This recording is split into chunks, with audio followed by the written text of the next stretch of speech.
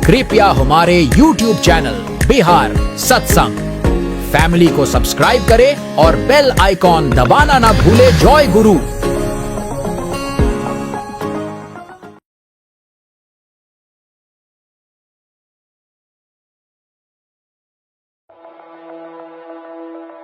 गहरी रात थी। आसमान में बादल छाए हुए थे और समस्तीपुर के एक छोटे से घर में एक पिता की आंखों में नींद नहीं थी। उसके मन में डर था, चिंता थी और बार बार एक ही प्रश्न उठ रहा था, क्या मेरा परिवार बच पाएगा? ये कहानी है श्रद्धेय अचल देव नारायण जी सह प्रति रथविक की, जो समस्तीपुर में शिक्षक थे। साधारण जीवन, लेकिन भीतर से पूरी तरह ठाकुर पर आश्रित। लेकिन उस समय उनका जीवन मानो दुखों के भंवर में फंस चुका था। उनका एक 7 वर्ष का बेटा अल्पायु में ही इस दुनिया को छोड़ चुका था। दूसरा बेटा भी लगातार बीमार रहता था और स्वयं अचल देवदा भी एक गंभीर रोग से पीड़ित थे। घर में भय का वातावरण था, हर दिन एक नई चिंता। आखिरकार उन्होंने श्रद्धेय बसावन दा के हाथों श्री श्री ठाकुर जी के पास एक पत्र भेजा। पत्र में लिखा था, ठाकुर, मेरा जीवन संकटों से घिर गया है, कृपा करके मार्ग बताइए। जब बसावन दा ने वह पत्र पढ़कर सुनाया तो श्री श्री ठाकुर कुछ क्षण शांत रहे, फिर गंभीर स्वर में बोले, जो होना था वह हो गया, अब आगे आचरण में बहुत सतर्क रहना। खबरदार, अब भूल त्रुटि नहीं होनी चाहिए। ये शब्द साधारण नहीं थे, मानो किसी पिता की अंतिम चेतावनी हो। कुछ दिनों बाद एक अजीब घटना घटी। अचल देवदा के माथे पर अचानक एक कौवे ने बीट कर दी। उस समय गांव समाज में इसे अपशकुन माना जाता था। उनका मन घबरा उठा। वे तुरंत ठाकुर के पास पहुंचे और पूरी घटना बताई। श्री श्री ठाकुर ने शांत स्वर में कहा, अपनी मां को ऊंचे आसन पर बैठाओ, उनके चरण धो और उस चरणामृत को स्वयं अपनी पत्नी और बच्चों को नियमित पिलाओ। अचल देवदा ने वैसा ही करना शुरू कर दिया। धीरे धीरे उनके भीतर मां के प्रति श्रद्धा बढ़ने लगी और शायद यही वह क्षण था जब उनके जीवन की दिशा बदलने लगी। लेकिन परीक्षा अब भी बाकी थी। एक दिन अचानक खांसते खांसते उनके मुंह से खून निकल आया।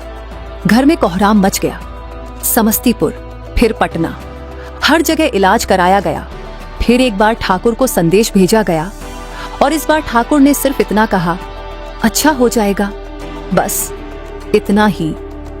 लेकिन एक सच्चे शिष्य के लिए गुरु का एक वाक्य ही जीवन बन जाता है। पटना में प्रसिद्ध डॉक्टर सीपी ठाकुर को दिखाया गया। डॉक्टर ने जांच के बाद कहा, दवा असर नहीं कर रही, लगता है आपका मनोबल टूट चुका है।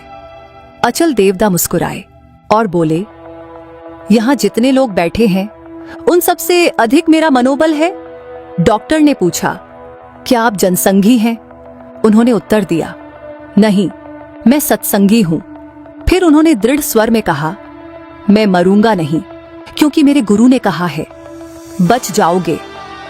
डॉक्टर कुछ क्षण उन्हें देखते रह गए, फिर सिर्फ 2 गोलियां देते हुए बोले, एक अभी खा लीजिए और दूसरी रास्ते में। लेकिन अचल देवदा का भरोसा अब दवा पर नहीं, गुरुवचन पर था।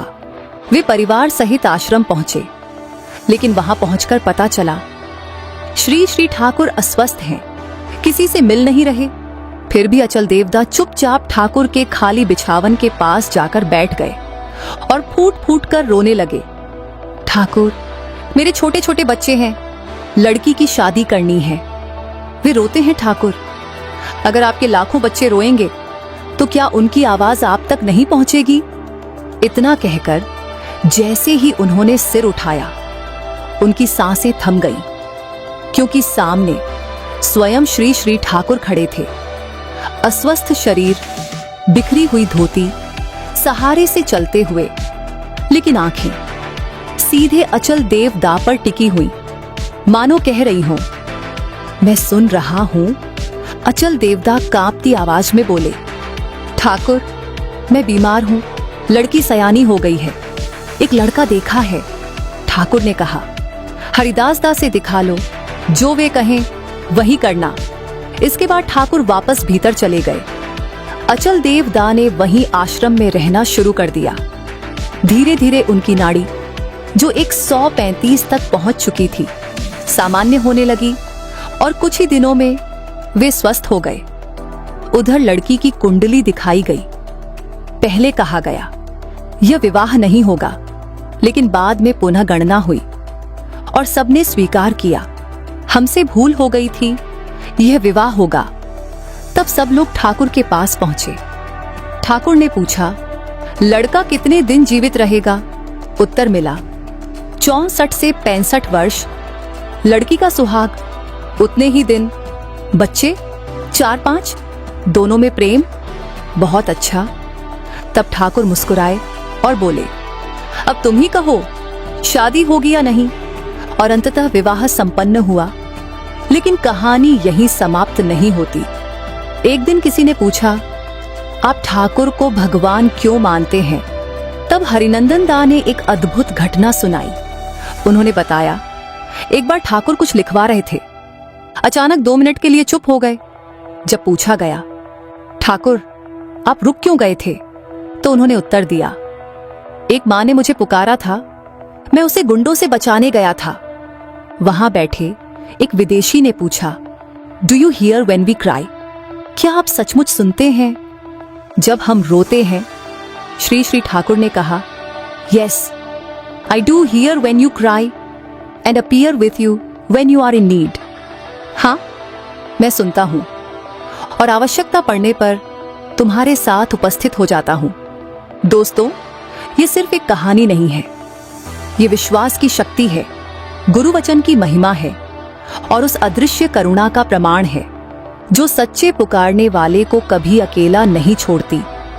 जब संसार साथ छोड़ देता है, तब भी गुरु की कृपा शिष्य का हाथ नहीं छोड़ती। अगर आपका विश्वास सच्चा हो तो अंधेरी रात में भी कहीं ना कहीं कृपा का दीपक जल ही उठता है। जय गुरु।